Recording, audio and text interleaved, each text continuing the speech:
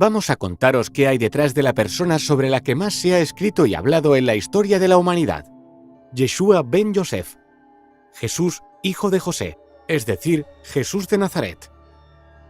Pero no vamos a hablar de él desde el punto de vista religioso.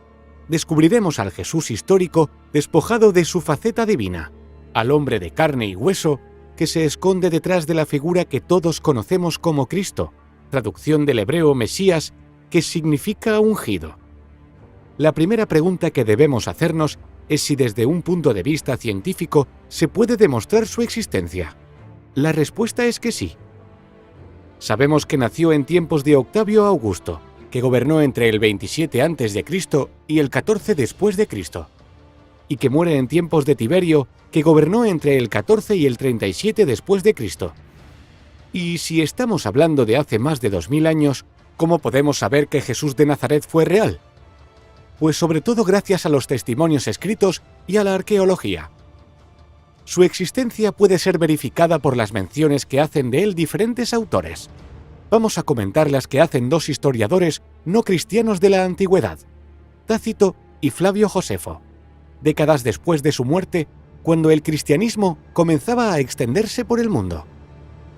Tácito habla de él en sus anales en una crítica al gobierno de Nerón, que fue del 54 al 68 después de Cristo.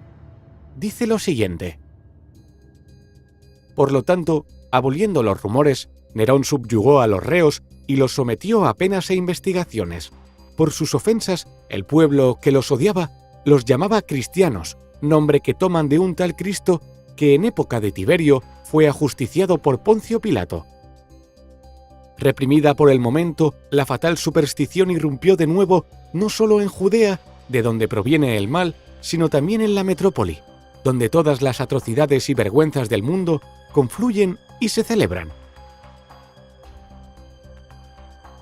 Se ve que Tácito no tenía muy buena opinión de sus compatriotas romanos, pero además el texto prueba la existencia, ya en el año del gran incendio de Roma, bajo el gobierno de Nerón, de un grupo de seguidores de un tal Cristo.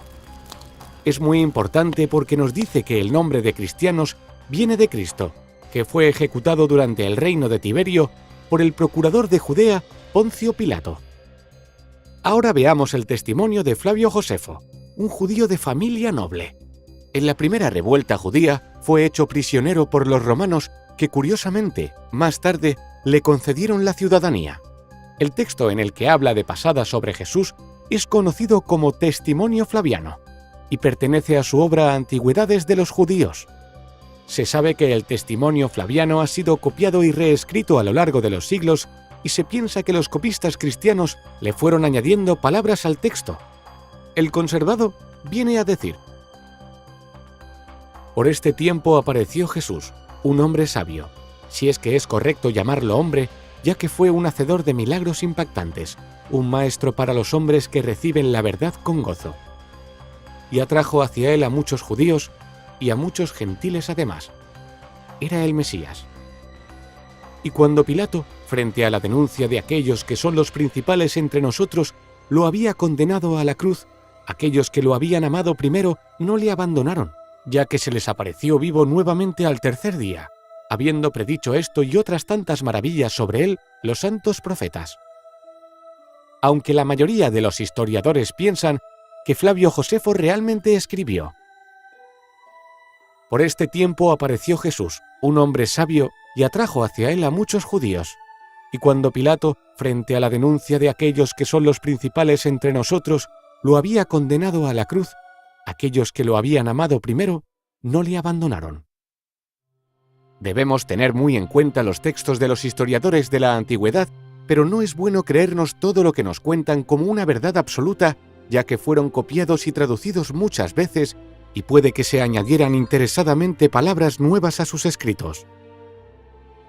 Ya tenemos varios testimonios de dos autores no cristianos que nos hablan sobre Jesús. A esto añadimos otra prueba, en este caso arqueológica, de los elementos que rodean a la época en la que vivió la figura central del cristianismo. En el anfiteatro de Cesarea, una ciudad romana que está en la costa de Israel, se ha encontrado la conocida como Piedra de Pilato, que tiene una inscripción en la que se dice que Poncio Pilato construyó un edificio en honor al emperador Tiberio en esa ciudad. Ahora debemos aclarar que la transmisión histórica de su figura ha sufrido a lo largo de tantos años muchas transformaciones. Cosas que tomamos como originales del cristianismo se fueron estableciendo a lo largo de los siglos, muy lejos ya del tiempo en el que vivió el auténtico Jesús. Veamos las más curiosas. La formación del canon será gradual, pero será en el año 325 cuando los obispos convocados por el emperador Constantino en Nicea dan forma a una doctrina oficial para el cristianismo. Evangelio significa buena noticia. Los evangelios son textos escritos bastante después de la muerte de Cristo. Hay 4 canónicos y muchos otros apócrifos. Los 4 evangelios canónicos, el de Mateo, Marcos, Lucas y Juan, son un conjunto de pequeños relatos o colecciones independientes. Unos se inspiran en los otros y en numerosas ocasiones se contradicen entre sí. Recogían dichos o hechos de Jesús y fueron escritos y agrupados entre el año 60 y el 110, es decir, mucho después de la muerte de Cristo, por personas que no le conocieron directamente. Aún así, son muy valiosos porque nos transmiten a un Jesús de Nazaret lejos de la divinización posterior, a un Jesús real, como una persona de carne y hueso que tenía hermanos. Marcos 6:3, que se enfada como el ser humano que fue, Mateo 21:12, que llora porque su amigo Lázaro se ha muerto, Juan 11:35, o que se desespera en la cruz, Marcos 15:34. En los evangelios abundan las referencias a que Jesús tuvo hermanos y que estos hermanos se llamaban Santiago, José, Simón y Judas, además de 2 hermanas cuyos nombres desconocemos. Santiago, uno de los testigos que vieron a Jesús resucitado, se convertirá en uno de los pilares de la comunidad cristiana de Jerusalén tras la muerte de su hermano Jesús. La Iglesia también ha interpretado el término hermano como hermanastro, pudiendo ser estas personas fruto de un matrimonio anterior de José. No hay ninguna fuente fiable desde un punto de vista histórico que nos describa el aspecto que tenía Jesús como todos lo solemos imaginar. Joven, delgado, de largo pelo castaño.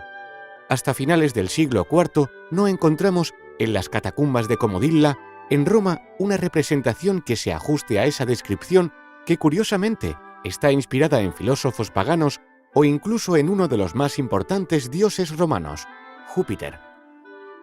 El uso de la cruz como símbolo del cristianismo también es posterior. Los primeros cristianos usaban símbolos como el pez o el ancla que les servían para identificarse entre sí. La primera representación que conocemos del símbolo de la cruz es la del famoso grafito de Alexámenos, probablemente del siglo I. En él se representa a un hombre con una cabeza de asno crucificado en una cruz. Debajo de él hay otro con el brazo levantado y un texto que dice con ironía: Alexámenos adorando a su Dios. Hasta el siglo III no se empieza a usar la cruz como símbolo del cristianismo, y hasta la Edad Media no aparecen las primeras cruces, con Jesús incluido. El establecimiento de la fecha del nacimiento de Cristo, que siglos después de su muerte fue fijada en la noche del 24 al 25 de diciembre, no es porque Jesús realmente naciera en ese día que ni siquiera en los evangelios se menciona, sino por su cercanía con el solsticio de invierno, siendo este día muy importante en muchas religiones de la antigüedad. Por ejemplo, en Roma el día 25 se celebraba la fiesta romana del Sol Invicto. Con respecto al lugar de nacimiento también hay dudas. La creencia popular es que Jesús, cuya familia era de la aldea de Nazaret en la región de Galilea, nació de camino a Judea en un pesebre de Belén, lugar de origen de José y del antiguo rey David. El motivo del viaje era que José, al ser natural de Belén, debía inscribirse en el censo fiscal romano del reino de Judea. Sin embargo, en esa época Judea aún era un reino cliente pero independiente de Roma, que tenía a su propio rey, Herodes. Por lo tanto, es raro que sus habitantes necesitasen inscribirse en ningún censo porque no pagaban impuestos a los romanos. Seguramente Jesús nació en Nazaret y no en Belén, pero en 2 de los evangelios, Lucas y Mateo, se dice que nació en Belén, probablemente para ajustarlo con una vieja profecía. Otra cosa que no cuadra mucho con la arqueología es la disposición de los llamados santos lugares de Jerusalén. La mayoría fueron fijados por Helena, la madre del emperador Constantino, que es la patrona de los arqueólogos. En teoría se corresponden con los lugares en los que se desarrolla la vida y muerte de Jesús. Sin embargo, Helena no tiene en cuenta que Jerusalén había sido reformada totalmente por el emperador Adriano tras los destrozos de la Segunda Guerra Judeo-Romana, y que los lugares santos que ella creía encontrar en sus excavaciones no se correspondían en realidad con los lugares en los que originalmente se había desarrollado la vida de Jesús. Por ejemplo, el Vía Crucis. El peregrinaje actual sale de la fortaleza Antonia y se dirige hacia el Monte Calvario. Sin embargo, es muy posible que Jesús fuera juzgado en el antiguo palacio de Herodes, sede del pretorio, que se encuentra en otra zona de la ciudad, debajo del barrio armenio, siendo el itinerario hacia el Monte Calvario totalmente diferente. A veces la culpa moral de la muerte de Jesús ha recaído sobre los judíos, pero Jesús fue crucificado y eso era una condena romana habitual para la sedición y la traición, no específica para los cristianos. Los judíos y el órgano que los dirigía, el Sanedrín, no tenían el poder de condenar a muerte y, como mucho, podrían haber ordenado una lapidación. Y no es el caso. Por eso hay que aclarar que el Sanedrín acusó a Jesús ante el prefecto Poncio Pilato, que en nombre de Roma lo juzga y lo ejecuta. El nazareno se había ganado la ojeriza de los romanos por ser un agitador político. Es más, los eruditos judíos señalan que nunca hubo juicio ante el Sanedrín. Lucas nos lo cuenta. Entonces comenzaron a acusarlo y dijeron: «A este hombre lo hallamos subvirtiendo a nuestra nación y prohibiendo pagar impuestos a César, y diciendo que él mismo es Cristo, un rey». Con respecto a la tumba, Jesús fue un ejecutado por la justicia. No se sabe qué se hizo realmente con su cuerpo. Sí se sabe que existían órganos subordinados al Sanedrín que se encargaban del enterramiento de los ajusticiados.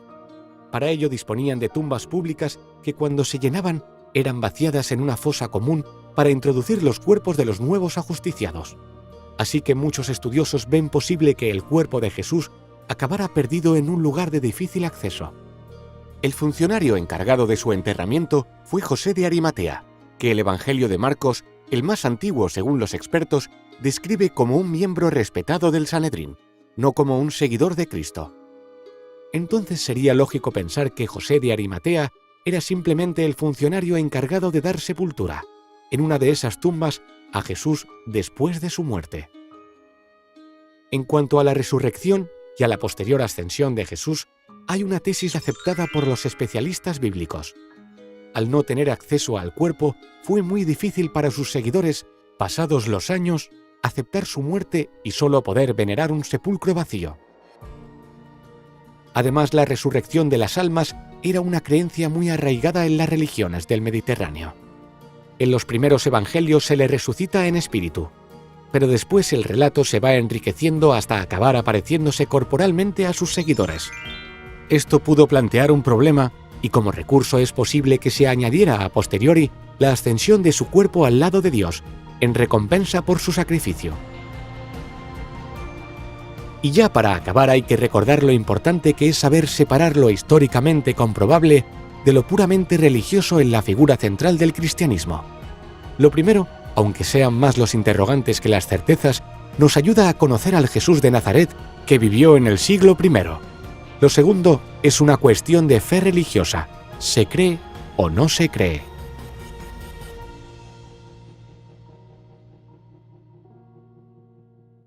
Amazing